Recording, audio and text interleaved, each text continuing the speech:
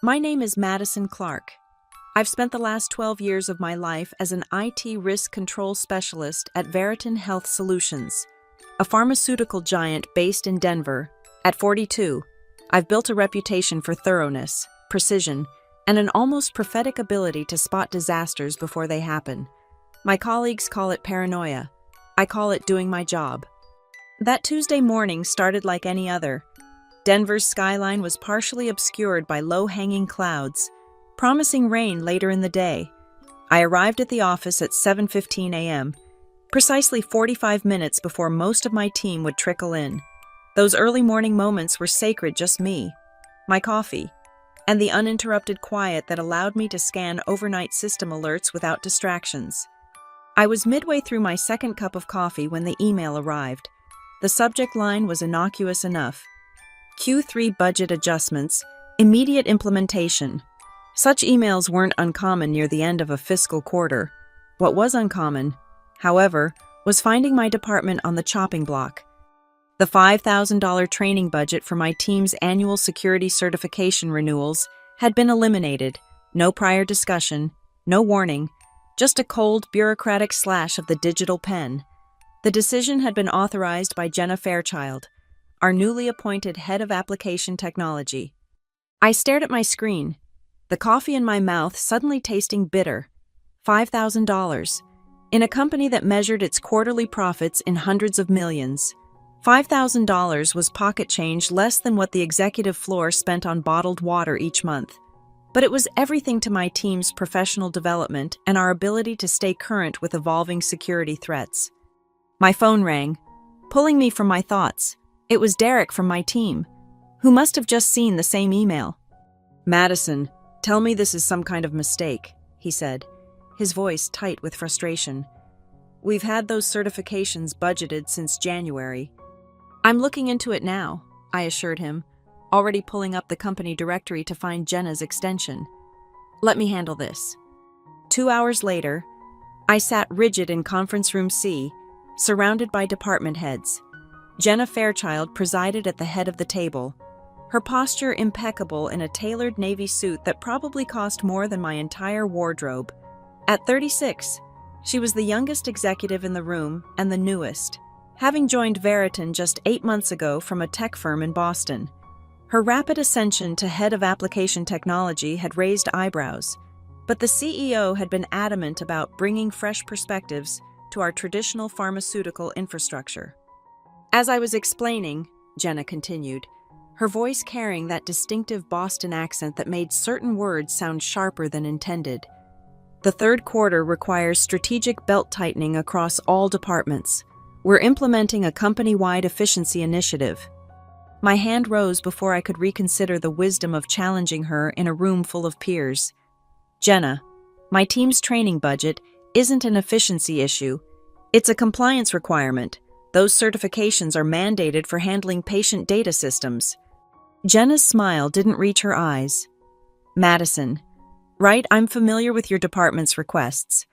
She glanced down at her tablet, swiping through what I assumed was our budget breakdown. "These certifications, they seem redundant given our enterprise security systems. Wouldn't you agree that our investment in AI-powered monitoring makes some of these traditional approaches rather obsolete?" There it was, the telltale sign of someone who understood technology terms, but not their practical application. AI monitoring was supplemental to human oversight, not a replacement for properly trained personnel. "Actually, no," I replied, keeping my voice level. "The FDA specifically requires human certification for oversight of patient data systems. It's in our compliance framework, page 42. A slight flush crept up Jenna's neck. "Well, I appreciate your perspective, but decisions have been finalized. We're not going to waste resources on outdated training modules when we're implementing next-generation systems like PulseTrack." I felt a chill run through me at the mention of PulseTrack, the new order management system Veriton had invested $3.8 million in. My team had flagged numerous security vulnerabilities in the system during preliminary testing, but our concerns had been repeatedly sidelined as in-progress fixes. "Speaking of PulseTrack," I ventured, My team submitted a security assessment last month with 16 critical vulnerabilities that still need addressing before the system goes live. Jenna's smile tightened. Yes, I've reviewed those reports. Most of those concerns are theoretical edge cases that won't affect our implementation. The vendor has assured us their AI verification process has cleared the system for deployment. Around the table, heads nodded in agreement. No one wanted to delay the rollout of a system that promised to streamline operations and boost quarterly numbers. No one except the person responsible for ensuring it wouldn't compromise patient data or pharmaceutical supply chains. They're not theoretical, I countered, pulling up the specific report on my tablet.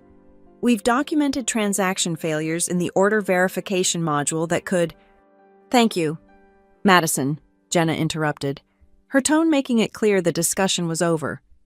We're not here to rehash technical details that have already been addressed. The PulseTrack implementation will proceed as scheduled on Monday. In fact, she added, looking around the table, I'm streamlining the final approval committee to expedite the process. We don't need unnecessary roadblocks when we're so close to completion. The message was clear. I was the roadblock, and I was being removed from the equation. As the meeting concluded, Jenna approached me with that same corporate smile. Madison, I understand you're passionate about security. It's commendable. But sometimes we need to embrace innovation rather than clinging to outdated methodologies. This is one of those times where we need to trust the process. I nodded, not trusting myself to speak without saying something I'd regret. As she walked away, I heard her add to another executive, sometimes you need to set examples about budget priorities. The old guard can be so resistant to change. The old guard, at 42, I'd been reduced to an obsolete relic standing in the way of progress. Walking back to my office, I made a decision. I wouldn't fight this battle, not directly. Sometimes the most effective response isn't a confrontation, but simply allowing consequences to unfold naturally. If Jenna wanted to bypass proper security protocols for a $3.8 million system integration, who was I to stand in her way? I returned to my desk and began meticulously documenting everything. Every email warning about PulseTrack vulnerabilities, every meeting where concerns were raised, every response that dismissed or downplayed those concerns. I created a comprehensive timeline of ignored warnings and rushed approvals. And then I did something that went against every instinct I'd developed in my career. I stopped trying to prevent the disaster. Instead, I prepared to manage the aftermath. My team was confused by my sudden change in approach. We're just going to let them launch it, Derek asked incredulously when I told them to document their concerns but not escalate further. We've done our job, I told them, my voice calm despite the storm brewing inside me. We've identified the risks, documented the vulnerabilities, and proposed solutions.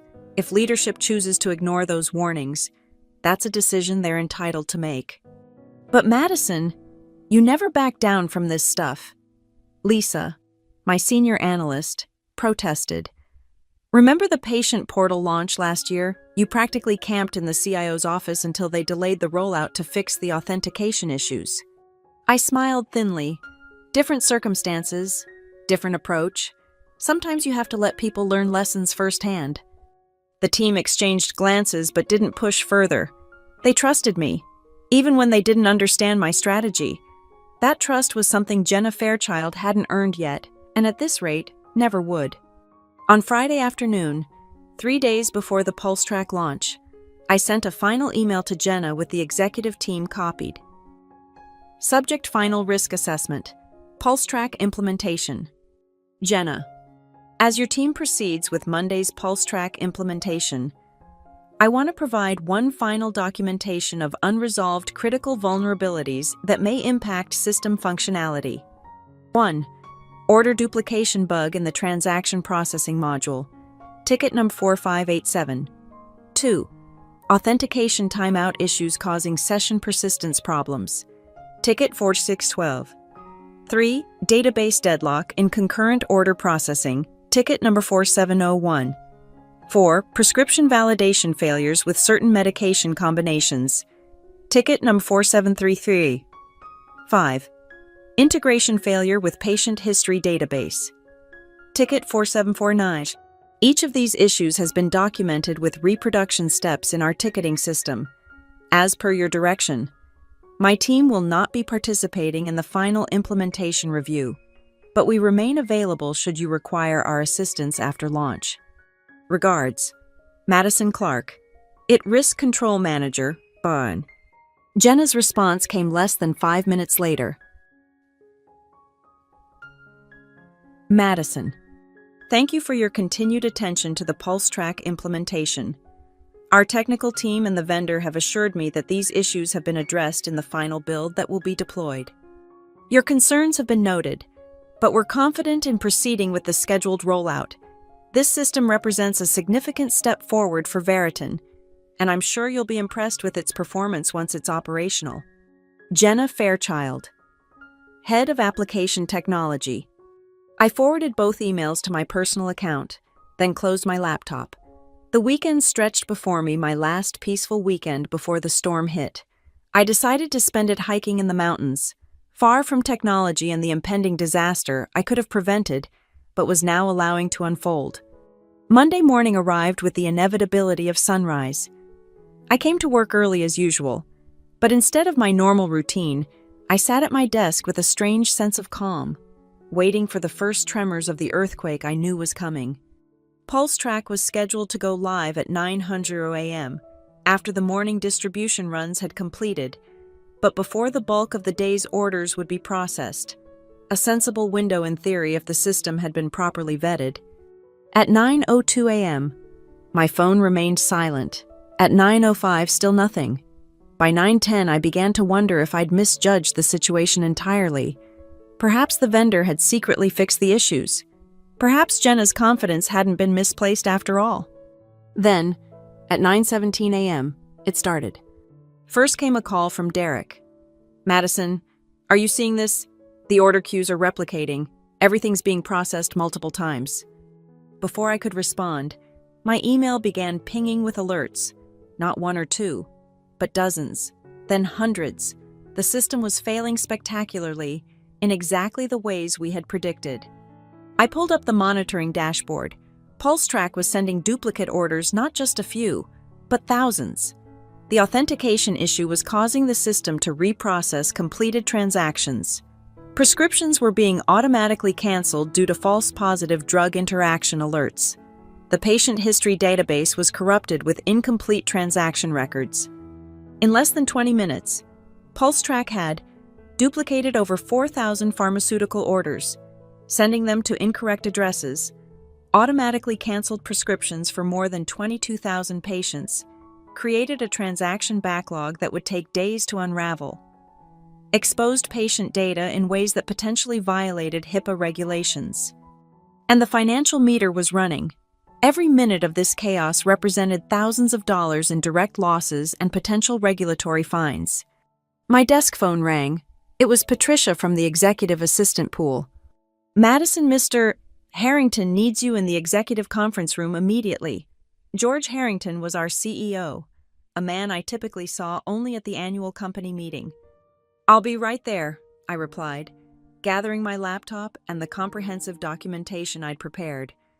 The scene in the executive conference room resembled a war room during an active crisis, which, effectively, it was. Every senior leader was present, faces grim as they assessed the unfolding catastrophe. Jenna sat at the table, her complexion ashen, her earlier confidence evaporated. George Harrington, a man in his 60s with the kind of stern demeanor that had navigated Veriton through multiple market upheavals, looked up as I entered. Madison, he acknowledged me with a nod. We have a situation with the new order system. I understand your team had raised some concerns. Before I could respond, Jenna interjected. We addressed those concerns. George, the vendor assured us everything was ready for deployment. This must be an unforeseen issue. I placed my laptop on the table and opened it, pulling up my documentation.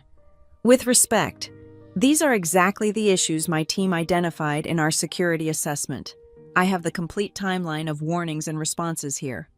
I connected my laptop to the room's display system, showing the chronology of ignored warnings, complete with dates, ticket numbers, and responses. The room fell silent as executives scrolled through page after page of documented concerns, all dismissed or deprioritized. These authentication timeout issues, our CIO pointed out, they're what's causing the order duplication. Yes, I confirmed. When a session times out but the system doesn't properly terminate the transaction, it creates ghost orders that get reprocessed when the system tries to reconcile the incomplete state. George's expression darkened as he continued reading. And you sent a final warning on Friday, explicitly outlining these exact problems. I did, I replied simply, offering no elaboration or accusation. The documentation spoke for itself. Jenna's face had transitioned from ashen to flushed with embarrassment. The vendor said these were addressed in the final build. Their AI testing suite showed no critical issues. The CIO scrolled to the section detailing our technical team's findings. According to this, our team demonstrated these bugs were still present in the final build 3 days before launch. The room fell silent again as the implications sank in. Millions of dollars were evaporating by the minute. Patient prescriptions were disrupted. Regulatory violations were accumulating, and all of it had been preventable. George finally broke the silence. Madison, what do we need to do right now? I'd been preparing for this question all weekend. We need to roll back to the previous system immediately to stop the bleeding. My team has prepared a reversion plan that can be implemented within the hour. Once we're stable, we can assess the full damage and begin data reconciliation. George nodded. Do it. Then he turned to Jenna. We'll discuss how this happened afterward. For now, I need you to contact the vendor and tell them we're invoking the failure clause in the contract. Jenna's eyes widened. But George, that would mean...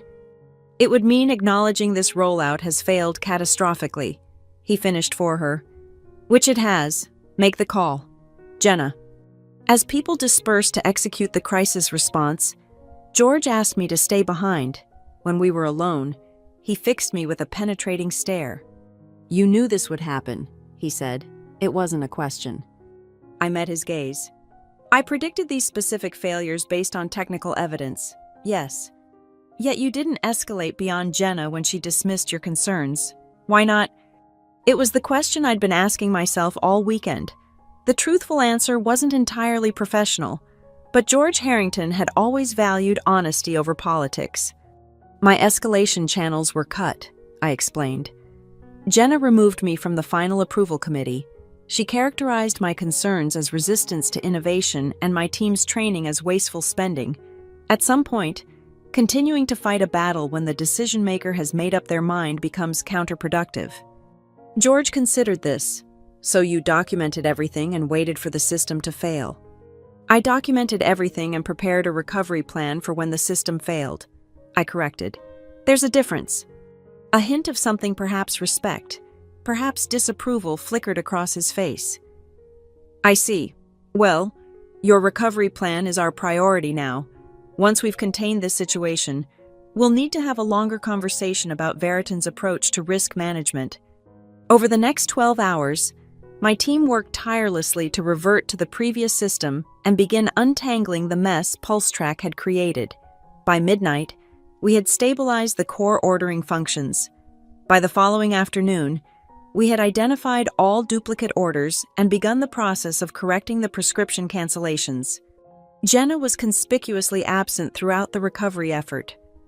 Rumors circulated that she'd been placed on administrative leave pending an investigation. I neither confirmed nor denied these rumors when my team asked, focusing instead on the task at hand.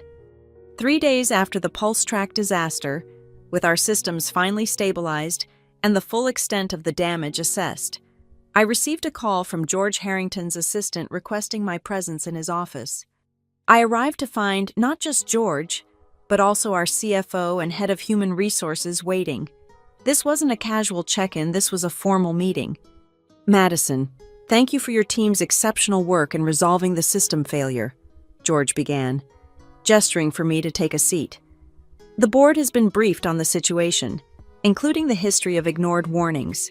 They've authorized some significant changes to our technology governance structure. I nodded. waiting for him to continue. Jenna Fairchild has been placed on unpaid administrative leave while we conduct a full investigation. Given the circumstances, I don't anticipate she'll be returning to Veriton. I kept my expression neutral, though I confess a small part of me felt vindicated. I understand.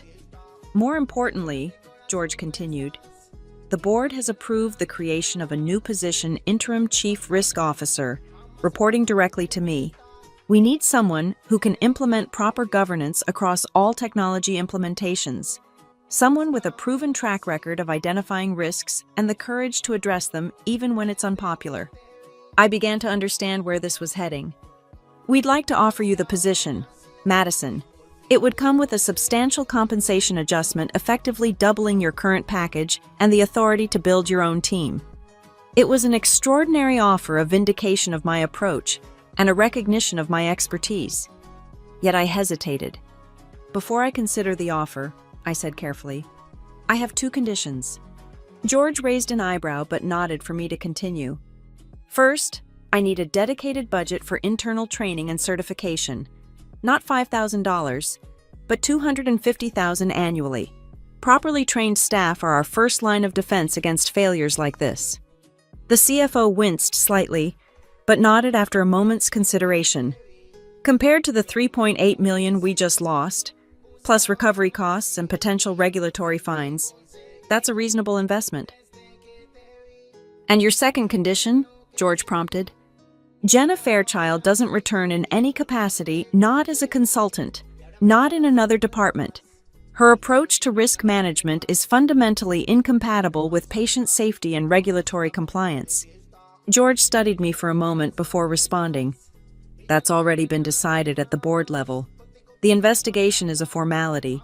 Jenna's decisions cost this company millions and potentially exposed us to significant regulatory penalties. She won't be coming back. I nodded, satisfied. Then I accept the position. The transition happened quickly. By the end of the week, I had moved into a corner office with a view of the mountains I rarely had time to enjoy. My team was ecstatic, not just for my promotion, but for the validation of our approach to security and risk management. Jenna resigned quietly before the investigation concluded, departing without the customary farewell email or office gathering. I heard through the grapevine that she'd taken a position at a smaller company on the East Coast, presumably with a carefully crafted explanation of her departure from Veriton. I didn't feel the triumph I might have expected. There was no satisfaction in watching a colleague's career implode, even one who had dismissed my expertise and slashed my budget out of petty politics. What I felt instead was a sobering awareness of how fragile our systems were, both the technological ones and the human ones. 1 month after the PulseTrack disaster, I stood in my new office, looking out at the Denver skyline as the sun set behind the mountains. On my desk sat the mug my team had given me as a congratulatory gift. It read, "Never underestimate quiet women with receipts." I smiled at the sentiment. It wasn't about winning or being right. It was about doing the job properly. About understanding that in our industry, cutting corners wasn't just bad business, it was potentially dangerous for the patients who relied on our medications. My phone buzzed with a calendar reminder, a meeting with the vendor selection committee for PulseTrack's replacement. This time, risk assessment would be integrated from the beginning, not treated as an annoying afterthought to be minimized or bypassed. This time, we'd do it right. Picking up my mug, I took a sip of now lukewarm coffee and gathered my notes. The system that had crashed so spectacularly might have cost us $3.8 million, but the lessons learned were invaluable. Sometimes the most expensive education is the one you never plan to get. And sometimes, the quietest person in the room is the one you should have been listening to all along. The story of how I let Veriton burn through $3.8 million isn't one I tell to boast or gloat. I tell it as a warning in a world increasingly reliant on technology. The people raising red flags aren't your enemies. They're the last line of defense between success and catastrophic failure. As for Jenna Fairchild, I heard she learned that lesson the hard way. I learned something too. Sometimes you have to let the fire burn to prove why you needed firefighters in the first place. It was an expensive lesson for Veriton. For me, It was worth every penny of that $5,000 training budget she cut. 6 months into my role as Chief Risk Officer, the landscape at Veriton Health Solutions had transformed dramatically.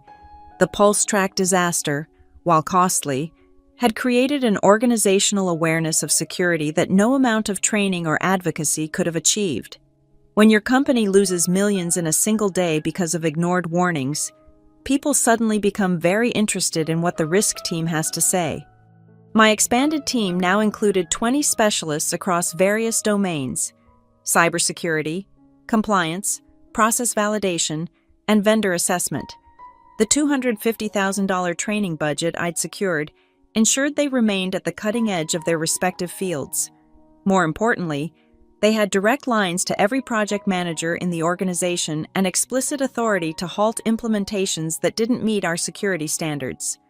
On this particular morning, I sat in my office reviewing a proposal for a new clinical trial management system. The vendor was reputable, the technology sound, but something in their authentication scheme raised subtle red flags. I made notes for our security team to investigate further before we proceeded. A knock at my door interrupted my review. It was Derek, now my Deputy Chief Risk Officer, looking uncharacteristically hesitant. "Madison, you have a visitor," he said, his expression suggesting this wasn't a routine meeting. "Who is it?" I asked, already scanning my calendar for appointments I might have forgotten. Derek shifted uncomfortably. "It's George Harrington, and he's with someone from Boston Pharmaceutical Partners." Boston Pharmaceutical was one of our chief competitors, a company known for aggressive acquisition strategies and cutting-edge research. Their presence at Veriton, especially alongside our CEO, could only mean significant developments were afoot. "Send them in," I said, closing my laptop and straightening my jacket. George entered first, his usual commanding presence somehow subdued. Behind him came a woman I didn't recognize, tall, impeccably dressed, with the confident bearing of someone accustomed to making 8-figure decisions before breakfast. "Madison," George greeted me. "This is Elaine Westbrook, CEO of Boston Pharmaceutical Partners. Elaine, Madison Clark, our Chief Risk Officer." We exchanged handshakes, her grip firm and assessing. "Ms. Clark," she acknowledged, "your reputation precedes you." "Please, have a seat," I offered, gesturing to the chairs across from my desk. "What can I do for Boston Pharmaceutical today?" George and Elaine exchanged glances before he spoke. "Madison, what I'm about to tell you is strictly confidential until the public announcement next week. The board has agreed to a merger with Boston Pharmaceutical. They're acquiring Veriton in a deal that will close by the end of the quarter." The news hit like a thunderclap. Veriton wasn't just any pharmaceutical company. It was a century-old institution with deep roots in Denver. An acquisition would mean massive changes, potential layoffs, and restructuring that would affect thousands of employees. "I see," I said carefully, my mind racing through the implications. "And you're informing me because of your role," Elaine interjected. "Risk management will be central to the integration process. We need to merge not just companies but systems, databases, and operational protocols. The potential for security issues, compliance violations, and operational disruptions is significant." I nodded, understanding now why they'd come directly to me rather than waiting for the public announcement. "You want my team to assess the integration risks?" "More than that," George said. "We want you to lead the entire technical integration process. Your handling of the pulse track situation demonstrated exactly the kind of leadership we need during this transition." Elaine leaned forward. "Boston Pharmaceutical has had its own learning experiences with system implementations. 3 years ago, we rushed a supply chain management system that resulted in a 2-week production halt across 4 facilities. It cost us $12 million and considerable market credibility." "What Elaine is saying," George added, "is that both companies now appreciate the value of proper risk assessment. This merger represents the largest pharmaceutical integration in the past decade. We can't afford mistakes." I considered their words carefully. A merger of this magnitude would be challenging under the best circumstances. Leading the technical integration would place me at the center of corporate politics, technical challenges, and enormous pressure to meet deadlines that were likely already too aggressive. Before I agree to anything, I said, I need to understand the parameters. What's the timeline for the integration? What authority would I have to delay implementations that don't meet security standards?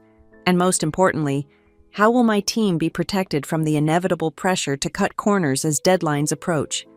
Elaine smiled a genuine smile that suggested respect rather than corporate politeness. Direct and practical, George told me you don't waste time with political maneuvering. She opened her briefcase and extracted a folder, sliding it across my desk. This is our preliminary integration plan. The timeline is aggressive but realistic, 18 months, for complete systems integration. You would have absolute authority to delay any implementation that poses security or compliance risks, answerable only to the Integration Oversight Committee, which I will chair personally. I opened the folder, scanning the executive summary. The scope was massive, merging patient databases, research repositories, manufacturing systems, supply chains, and financial operations across 2 global enterprises. And my team, I pressed, will be expanded as needed, George assured me. The board has allocated a special budget for the integration team. Separate from operational expenses, you'll have the resources you need. I continued reading, noting the proposed governance structure, reporting lines, and risk management frameworks. It was comprehensive, but I'd learned never to take such plans at face value. What happened at your company? I asked Elaine directly. With the supply chain system that failed, who made the decision to proceed despite the risks? A shadow crossed her face, the unmistakable expression of someone recalling a painful professional lesson. I did, she admitted without hesitation. I overruled our IT security team because the projected efficiency gains were too attractive to delay. It was the most expensive mistake of my career. Her candor was unexpected and refreshing. In my experience, executives rarely admitted such failures so directly. That's why I'm here personally, she continued. This isn't just about systems integration, it's about cultural integration. Boston Pharmaceutical learned the hard way to respect risk management. I want that culture to permeate the merged organization from day one. I closed the folder, my decision made. I'll lead the integration, but I have conditions beyond what's outlined here. George nodded, unsurprised. We expected as much. What are they? First, I want veto authority over vendor selections for any new systems implemented during the transition. Second, I need direct input on the composition of the Integration Oversight Committee, no yes men or people with conflicts of interest. And third, I want a seat on the executive leadership team of the merged company once the integration is complete. Elaine raised an eyebrow at my boldness, but didn't dismiss the requests outright. The first 2 are reasonable and granted immediately. The third, that would typically be decided later in the process.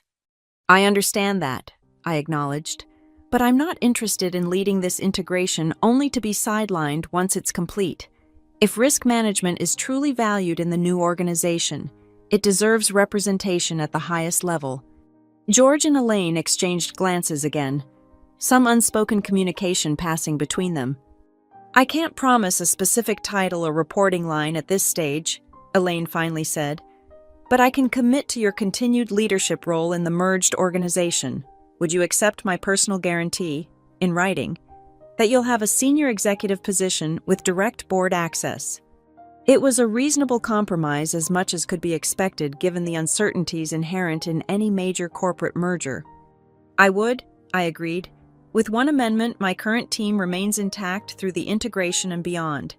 No layoffs in risk management as part of the synergy calculations I'm sure your financial models are projecting. Elaine actually smiled at that. You don't miss much, do you? Yes, there will be redundancies to address, but I'll carve out an exception for your team. Given what George has told me about the pulse track situation, they've more than proven their value. With that, we shook hands on the agreement. Within an hour, I was reviewing detailed integration plans and assembling the core team that would manage the technical aspects of merging 2 pharmaceutical giants. That evening, as I prepared to leave the office well past 9, I paused at my window to look out at the Denver skyline. The city lights twinkled against the darkening sky, a visual reminder of all the patients whose lives depended on the medications we produced. Tomorrow, I would begin the most challenging project of my career, one where failure could mean not just financial losses, but potential disruptions to life-saving treatments. My phone buzzed with a text from Derek. "Just heard the rumors. Is it true? Are we being acquired?" I typed back, "Yes, I'm leading the technical integration. Your position is secure. Details tomorrow." His response came seconds later. "Do they know what they're getting with you, the woman who let a system burn to teach a lesson?" I smiled at his teasing. The PulseTrack incident had become something of a legend within our department the time Madison Clark let a disaster unfold to prove a point. But that wasn't quite right. I hadn't let it happen out of spite or vindictiveness. I'd let it happen because sometimes the only way to prevent a greater catastrophe is to allow a smaller one to occur under controlled circumstances. PulseTrack's failure had cost $3.8 million. A similar failure during a company-wide merger could cost hundreds of millions and put patients at risk. I texted back, "They think they do. Let's show them what real risk management looks like." Placing my phone in my bag, I gathered my notes and headed for the elevator. The coming months would be a whirlwind of technical challenges, corporate politics, and high-stakes decisions. But for the first time in my career, I wouldn't be fighting for a seat at the table or struggling to make my voice heard. The $5,000 budget cut that had once seemed so petty had set in motion a chain of events that positioned me to protect not just Veriton's systems, but potentially the entire merged company's technological infrastructure. Sometimes the smallest slights lead to the greatest opportunities if you're patient enough to let them unfold. As the elevator descended to the lobby, I found myself thinking about Jenna Fairchild. I wondered if she knew about the acquisition, if she recognized how her short-sighted decision had inadvertently created the circumstances that elevated my role. Probably not. People rarely connect their failures to others' successes. In the end, it wasn't about Jenna at all. It was about creating systems that worked, processes that protected patients, and a culture that valued integrity over expediency. The merger would test all of those principles in ways I couldn't yet imagine. But that was tomorrow's challenge. Tonight, I would go home, pour a glass of wine, and prepare for the storm ahead. Because if there's one thing I've learned in my career, it's that the best time to strengthen your defenses is before the attack begins. And this time, I wouldn't be the one watching a system burn. I'd be the one preventing the fire in the first place. The merger announcement hit the news cycle the following Tuesday, sending shockwaves through the pharmaceutical industry. Boston Pharmaceutical acquires Veriton Health Solutions in $6.2 billion deal, read the headlines.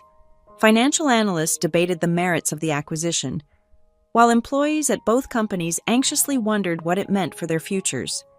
My role as integration security lead was announced internally the same day, along with the formation of a dedicated integration team that would oversee the massive task of merging two global companies. Within hours, my inbox was flooded with questions, concerns, and meeting requests from departments across Veriton. How will the patient data systems be integrated? What happens to our research database access? Will manufacturing systems be standardized? Is our team being absorbed or disbanded? The questions were endless, the anxiety palpable. I understood their concerns. In most acquisitions, the acquired company's systems and processes were typically discarded in favor of the acquirer's established infrastructure. Jobs were eliminated in the name of operational efficiency and elimination of redundancies. But this merger promised to be different, at least on the technology front. Elaine Westbrook had made it clear that Boston Pharmaceutical valued Veriton's risk management approach. Especially after their own costly system failure, this wasn't just about absorbing a competitor, it was about creating a stronger, more resilient organization. The first official integration planning meeting was scheduled for Thursday morning in our Denver headquarters.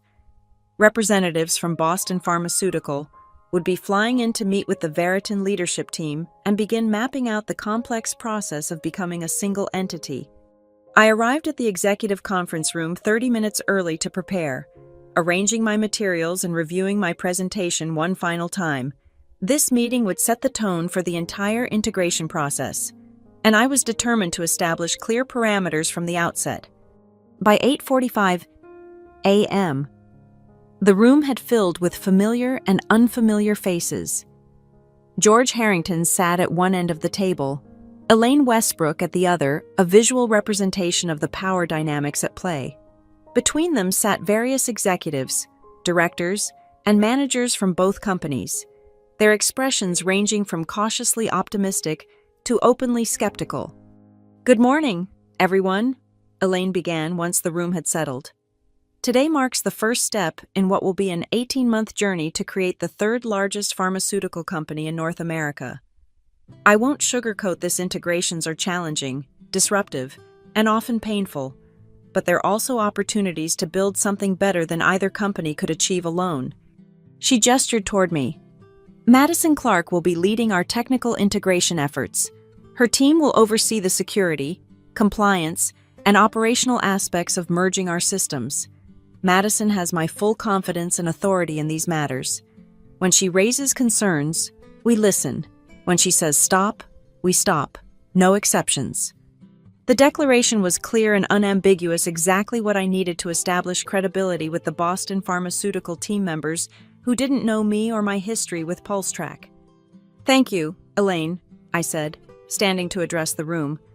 "I'd like to start by outlining our approach to the integration process." I activated the presentation display, showing a high-level timeline of the technical integration phases. What you're seeing is our preliminary roadmap for merging critical systems over the next 18 months. We'll begin with non-patient-facing systems finance, HR, internal communications before progressing to supply chain, manufacturing, and finally, patient data and clinical systems. I clicked to the next slide, which detailed our risk assessment methodology. Each integration phase will undergo a 4-stage security and compliance review. No system goes live without passing all 4 stages. This isn't negotiable, regardless of timeline pressures or business imperatives. A man in a crisp blue suit, whom I recognized from the introductions as Robert Calloway, Boston Pharmaceutical's CIO, raised his hand. "That's a very thorough approach, Ms. Clark, but 18 months is already an aggressive timeline. Adding 4 stages of security review to each phase could push us well beyond our target completion date." It was the reaction I'd expected, the first hint of resistance to rigorous security protocols in favor of speed. "Mr. Calloway, I understand your concern," I replied, "but let me offer some perspective. 2 years ago, I warned that a system called PulseTrack wasn't ready for implementation due to unresolved security issues. Those warnings were ignored in favor of meeting a deployment deadline. The result was $3.8 million in direct losses, potential regulatory violations, and considerable disruption to patient care." I paused, letting the information sink in. More recently, I understand Boston Pharmaceutical experienced a similar situation with a supply chain management system that cost approximately $12 million in losses and production delays. Both incidents share a common factor: prioritizing speed over security. Robert's expression tightened at the reference to his company's past failure, but he didn't interrupt. "This merger represents the largest system integration either company has ever undertaken. The potential for catastrophic failure is exponentially higher than either of our previous experiences. So yes, my approach is thorough because the alternative is unacceptable." Elaine nodded approvingly from her end of the table. "Madison's right. We've both learned expensive lessons about rushing technology implementations. This integration will be done correctly, even if that means adjusting our timeline." Robert didn't look entirely convinced, but he nodded in acknowledgement. I suspected this wouldn't be our last disagreement on the balance between speed and security. The meeting continued for 3 hours as we mapped out the initial phases of the integration, assigned team responsibilities, and established communication protocols. By the end, we had a framework for moving forward, not a detailed plan yet, but a solid foundation to build upon. As the room began to clear, Robert approached me. "Ms. Clark, do you have a few minutes to continue our discussion privately?" I agreed, curious about what he wanted to say away from the larger group. We moved to a smaller meeting room down the hall. Once we were alone, Robert's professional demeanor softened slightly. "I want to be clear about something. Madison, I'm not opposed to thorough security protocols. What happened with our supply chain system was a disaster I have no intention of repeating." "I appreciate that," I replied, genuinely. "And I'm not trying to create unnecessary obstacles. My only concern is ensuring this integration succeeds without compromising patient safety or data integrity." He nodded. "Understood, but there's something you should know about the timeline that wasn't discussed in the larger meeting." He lowered his voice slightly, though we were alone in the room. "There's significant pressure from the board to complete key aspects of the integration before the next shareholders' meeting in 12 months, not 18. This revelation didn't surprise me entirely. Corporate timelines were often influenced by factors beyond technical considerations, investor expectations, market positioning, competitive pressures. "Which aspects specifically?" I asked. "Financial systems, manufacturing platforms, and," he hesitated, "the patient database consolidation." I frowned at the last item. Patient databases are the most complex and sensitive systems we manage. Rushing that integration would be extremely risky. "I know," Robert acknowledged, "but the board sees the consolidated patient database as the crown jewel of this merger comprehensive data on millions of patients across multiple therapeutic areas. The research possibilities alone could accelerate drug development significantly." I understood the appeal from a business perspective.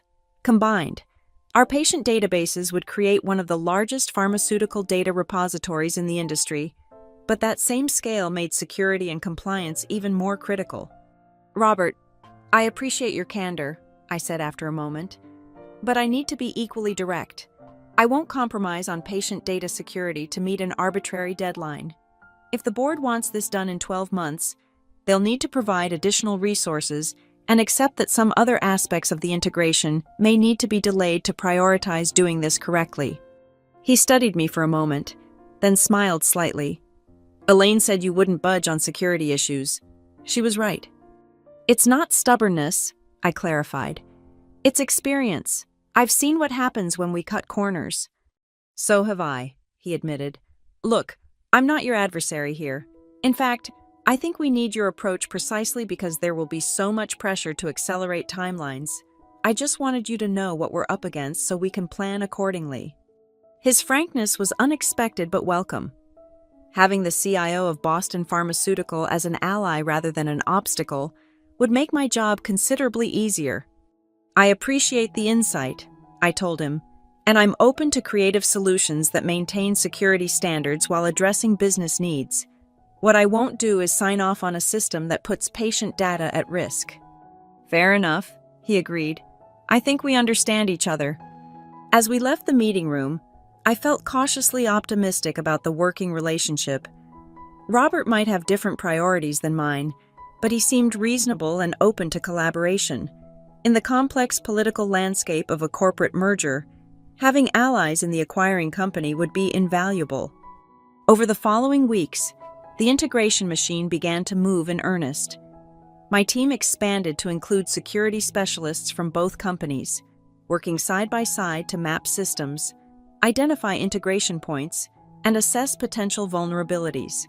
We established a dedicated war room where technical teams could collaborate on specific challenges and created a comprehensive risk register to track potential issues.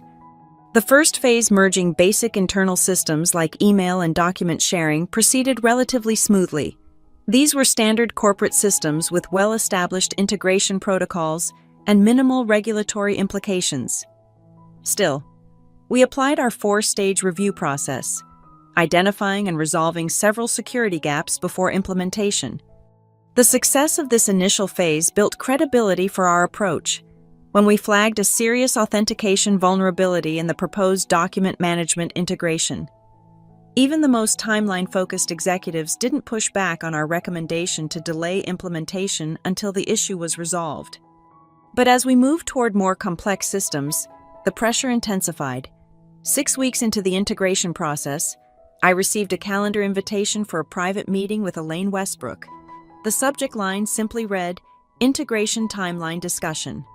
I arrived at her temporary office in our Denver headquarters precisely on time, notepad in hand, and mentally prepared for what I suspected would be a difficult conversation. "Madison, thank you for coming," Elaine greeted me, gesturing to the chair across from her desk. "I wanted to discuss some concerns that have been raised about our integration timeline." "I assume this is about the patient database consolidation," I replied directly. She raised an eyebrow, slightly surprised by my directness. "Robert told you about the board's expectations." "He did, and I've been preparing alternative approaches that might satisfy both the business objectives and our security requirements." This seemed to please her. Good. I was concerned this might become an impasse. I opened my notepad. Turning to the contingency plans I'd been developing since my conversation with Robert, I've identified 3 potential approaches. The first maintains our original 18-month timeline for full integration, but creates a limited, read-only research interface that would give scientists access to anonymized patient data across both databases within 10 months. I outlined the technical details of this approach, explaining how it would provide the research benefits the board wanted without compromising the security of the underlying patient data. The second approach accelerates the full integration to 14 months, but requires a significant increase in resources specifically. We'd need to hire specialized data security consultants with expertise in pharmaceutical database migrations. Elaine listened attentively, occasionally making notes. "And the third option?" "The third is more radical," I admitted. "Instead of merging the existing databases, we build an entirely new platform designed specifically for the combined entity. It would take longer initially, up to 24 months for full implementation, but would result in a more secure, scalable system that could support the company's growth for the next decade." She considered this for a moment. "And which approach do you recommend?" "From a pure security and compliance perspective, the third option. From a balanced business and security perspective, the first. The second option introduces unnecessary risk without proportional benefits." Elaine nodded slowly. "The board won't be thrilled with any option that pushes the timeline beyond 12 months, but your first approach offers a reasonable compromise. The research interface gives us a tangible achievement to present at the shareholders' meeting while allowing proper time for the full integration." I was pleasantly surprised by her pragmatism. Many executives in her position would have simply demanded adherence to the board's preferred timeline. "I'll need your support when presenting this to the board," she continued. "They'll want to hear directly from you why the accelerated timeline for full integration isn't feasible." "Of course," I agreed. "I can provide a detailed risk assessment that outlines the specific vulnerabilities a rushed integration would create." She smiled slightly. "Make it concise. Board members tend to lose interest after the third slide." I returned her smile. "I can be persuasive when necessary." "I'm counting on it," she replied. "This merger's success depends largely on how well we manage expectations while still maintaining progress. The board wants speed. The regulators demand compliance. And somewhere in between, we need to build a functional company." Her candor reminded me of our first meeting, that same directness that had made me willing to take on this challenging role. "We'll find the balance," I assured her. 2 days later, I found myself presenting to the combined board of directors via video conference, explaining the technical complexities of merging patient databases and the catastrophic potential of security failures in this domain. I outlined our proposed compromise, the research interface that would provide immediate value while allowing proper time for the full integration. The board members listened with varying degrees of engagement, some clearly focused on financial metrics rather than technical details. But when I described specific examples of healthcare data breaches and their consequences, both financial and reputational, I had their full attention. "In conclusion," I said, displaying my final slide, The proposed approach delivers the research capabilities the board has prioritized within the desired 12-month window, while ensuring patient data remains secure throughout the integration process. The full database consolidation will be completed by month 18, with enhanced security features that exceed current industry standards. There were questions, of course pointed inquiries about why we couldn't simply accelerate the timeline with additional resources, whether competitors might gain advantages during our extended integration period, whether the costs justified the cautious approach. I addressed each question directly, without technical jargon, but without sugarcoating the risks either. By the end of the presentation, the board had reluctantly approved our revised timeline, though several members made it clear they would be monitoring our progress closely. As the video conference concluded, Elaine's voice came through my speakerphone. "Well done, Madison. Not many people can tell a board of directors no and get them to like it." "I wouldn't say they liked it," I replied with a small smile. "But they understood the stakes." "Which is all we needed," she assured me. "Now comes the hard part, actually executing on the plan." She was right. Of course, convincing the board was just the first of many hurdles we would face. The real challenges lay in the technical trenches, mapping data schemas, resolving incompatible formats, ensuring regulatory compliance across multiple jurisdictions, and maintaining system functionality throughout the transition. But as I gathered my materials and prepared to brief my team on the board's decision, I felt a quiet confidence. We had established clear boundaries, secured necessary resources, and most importantly, created a culture where security concerns were taken seriously from the highest levels of the organization. The $5,000 training budget that Jenna Fairchild had cut seemed almost laughably insignificant now, compared to the billions of dollars at stake in this merger, yet that small slight had set in motion a chain of events that positioned me to protect not just a department or a system, but an entire corporate integration affecting thousands of employees and millions of patients. Sometimes the smallest cuts lead to the most profound changes if you're patient enough to let the consequences unfold naturally. As I walked back to the integration war room, I pulled out my phone to send a quick text to Derek. "Board approved our timeline. Get ready for the real work to begin." His response came almost immediately. "Never doubted you. The quiet woman with receipts strikes again." I smiled at the reference to my coffee mug. Now proudly displayed in my new office, the merger would present countless challenges in the months ahead. But for the first time in my career, I wouldn't be fighting for a seat at the table or struggling to make my voice heard. The voice of reason had finally been given a microphone, and I intended to use it. 12 months into the integration process, our war room had evolved from a temporary collaboration space to a permanent fixture of the merging organization. The walls were covered with system diagrams, integration timelines, and risk matrices, visual representations of the complex puzzle we were assembling piece by piece. We had successfully completed the first two phases of the integration: internal systems and supply chain management. The research interface, providing access to anonymized patient data, had launched on schedule, earning praise from scientists at both companies and satisfying the board's desire for a tangible achievement to present to shareholders. But now we faced our greatest challenge: the full integration of patient databases, electronic health records, and clinical trial systems. This was the heart of our business, the systems that managed information for millions of patients relying on our medications. Any failure here wouldn't just mean financial losses. It could potentially impact patient care and safety.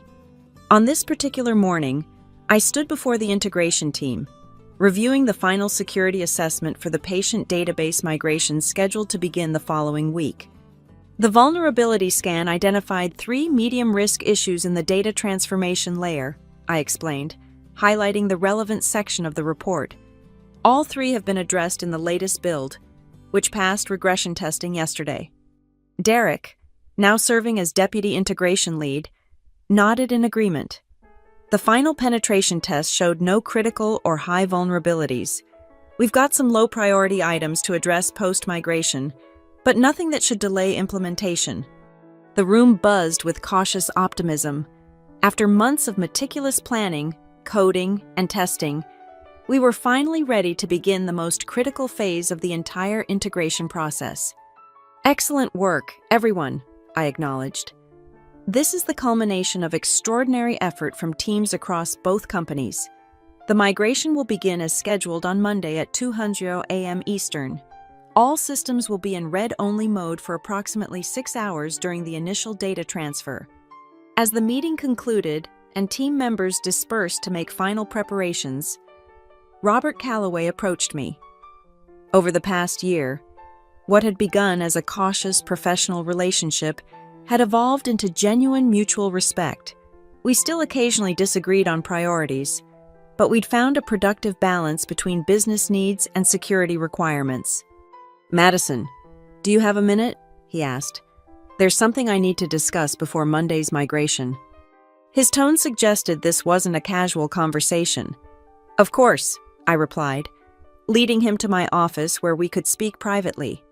Once the door closed behind us, Robert's professional demeanor gave way to visible concern. "I received some troubling information this morning from our cybersecurity team. There's been increased scanning activity against our external APIs over the past 72 hours. The pattern suggests potential preparation for an attack." I frowned, immediately grasping the implications. "Targeting the migration." He nodded grimly. "The timing seems too coincidental to ignore. Someone may have gotten wind of our schedule." This was concerning but not entirely surprising. Pharmaceutical companies were frequent targets for cyber attacks, ranging from industrial espionage to ransomware operations. A major system migration represented a potential vulnerability that sophisticated attackers might attempt to exploit. "Do we have any indication who's behind it?" I asked, already mentally reviewing our contingency plans. "Nothing definitive," Robert admitted, "but the techniques match patterns we've seen from a group that targeted 3 other pharmaceutical companies last year. They typically exploit transition periods to insert persistent access mechanisms." I considered our options carefully. We could postpone the migration, but that would impact the entire integration timeline. "And telegraph to the attackers that we've detected their activity," Robert added. "They'd just wait for the rescheduled date." He was right. Simply delaying wouldn't solve the problem. It would just postpone it. We needed a more strategic response. "What if we proceed as planned?" I suggested, "but implement additional security measures specifically designed to detect and counter the expected attack vectors?" Robert nodded slowly. "A honeypot approach. Let them think they're exploiting the migration while we monitor and block their actual attempts." "Exactly. We deploy decoy systems that mimic our actual migration process. If they're monitoring our network traffic, they'll see what appears to be the database migration occurring as scheduled. Meanwhile, we route the actual migration through segregated channels with enhanced monitoring." It was a risky strategy, essentially. Inviting the attack so we could identify and neutralize the threat, but potentially more effective than simply trying to reschedule or fortify our existing approach. "We'd need to bring in the cybersecurity teams from both companies," Robert said, thinking through the logistics, "and set up the decoy systems within the next 48 hours. "Can your team handle that timeline?" I asked. He nodded confidently.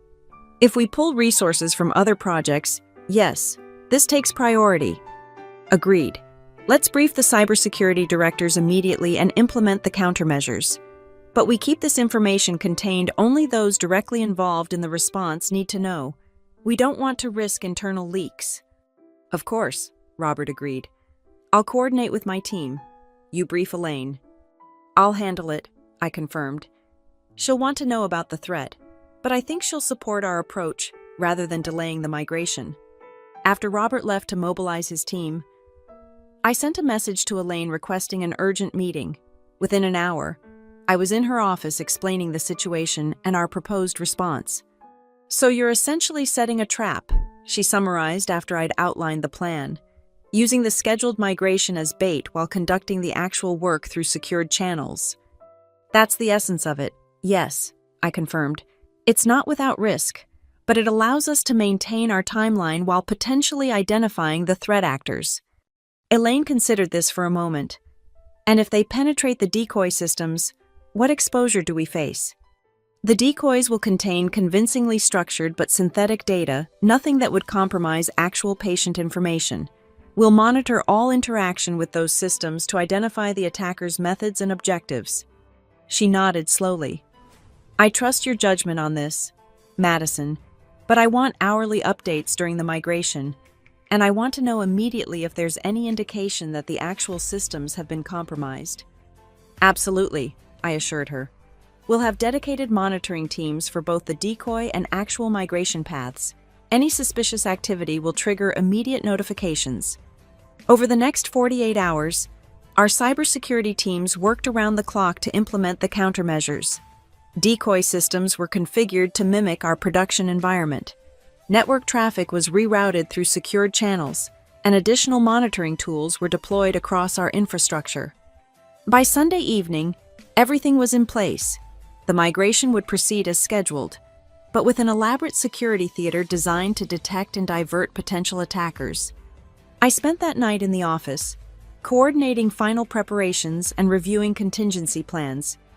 Sleep seemed irrelevant compared to the importance of ensuring this critical phase of our integration succeeded without compromise. At precisely 2:00 a.m. on Monday, the migration process began. As planned, our decoy systems began generating network traffic that mimicked database extraction and transformation operations, while the actual migration proceeded through segregated channels monitored by our most experienced security analysts. By 3:17 a.m., we had our first indicators of malicious activity. Someone was attempting to exploit a known vulnerability in the API gateway of our decoy systems, exactly as Robert had predicted. "They're in the honeypot," our lead security analyst reported, his eyes fixed on the monitoring dashboard, attempting to establish persistence through a modified service account. I watched over his shoulder as the attack unfolded in real time. The attackers were sophisticated, methodically probing for weaknesses and deploying advanced evasion techniques, but they were attacking our decoys, not our actual systems. "Any indication they suspect the deception?" I asked. "None so far," he replied. "They're following standard escalation patterns, trying to elevate privileges within what they believe is our production environment." Meanwhile, the actual migration continued without incident, proceeding slightly ahead of schedule due to the additional resources we'd allocated.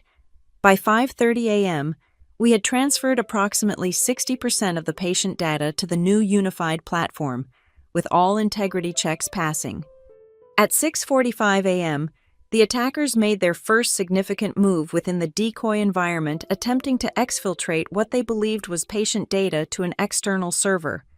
"Got them," our security lead announced with grim satisfaction. "Full network address and metadata captured. We can provide this to law enforcement for follow-up."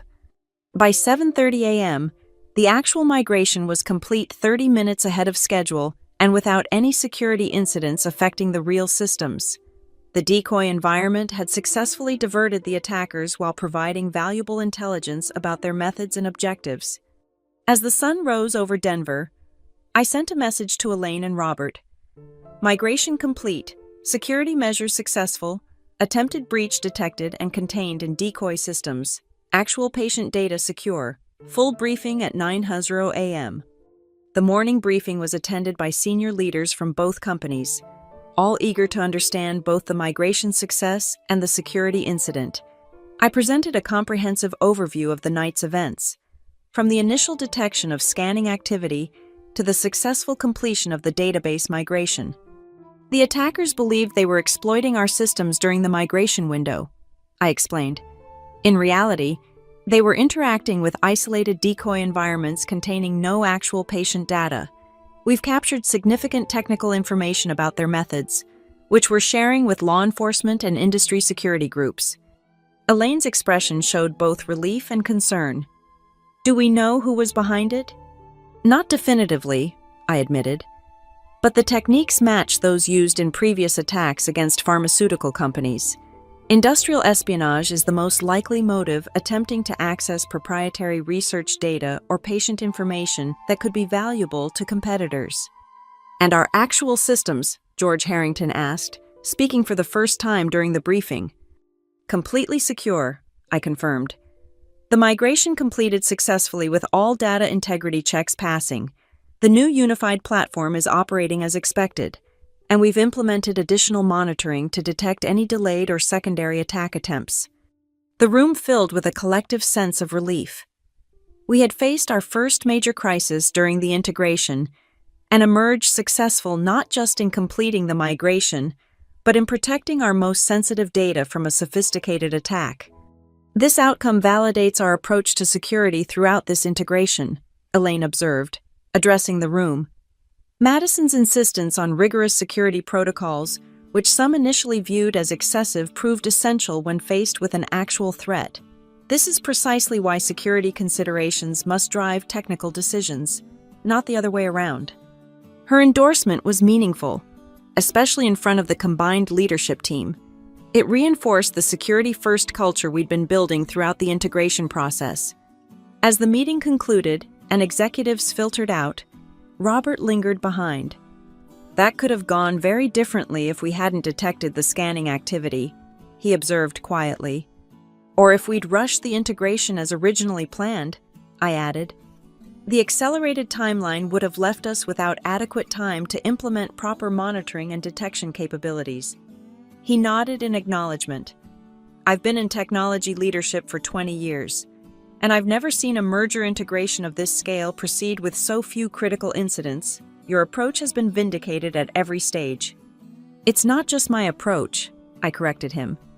"It's the result of building a culture where security isn't treated as an afterthought or a checkbox exercise.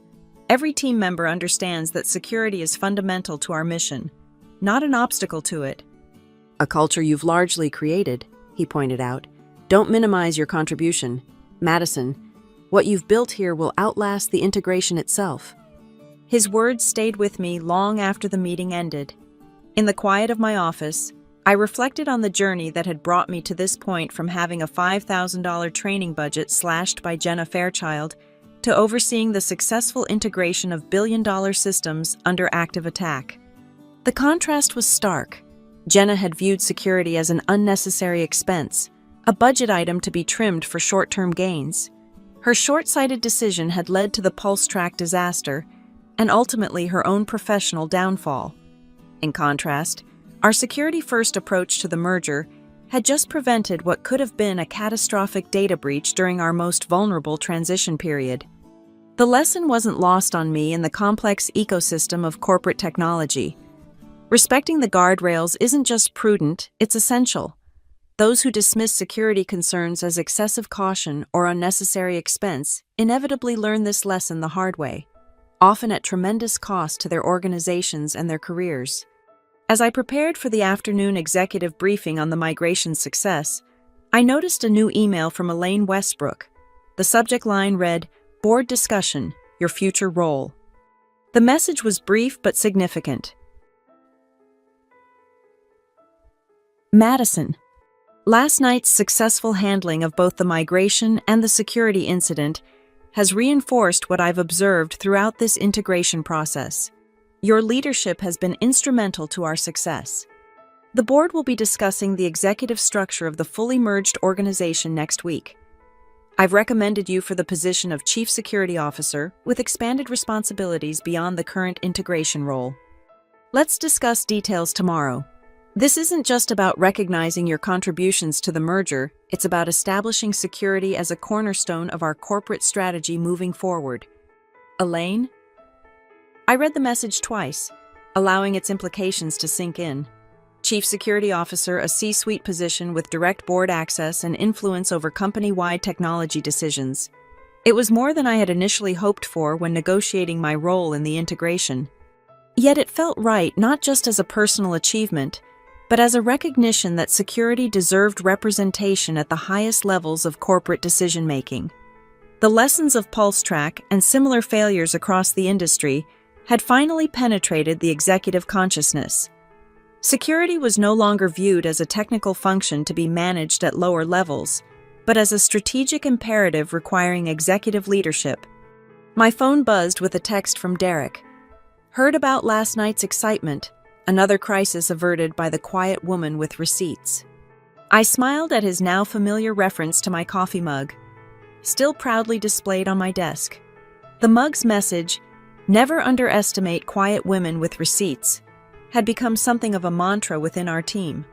A reminder that documentation, preparation, and quiet persistence often accomplish more than dramatic confrontations or political maneuvering. I texted back, "Just doing the job properly, and it looks like we'll be doing it permanently. Details tomorrow." As I set down my phone, my gaze fell on a framed document hanging on my office wall, the original email from Jenna Fairchild cutting my team's $5,000 training budget.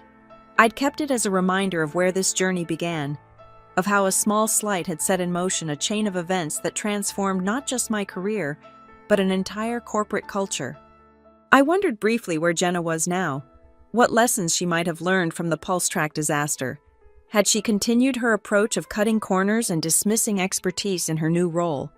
Or had the experience taught her the value of listening to those raising legitimate concerns? In the end, it didn't matter.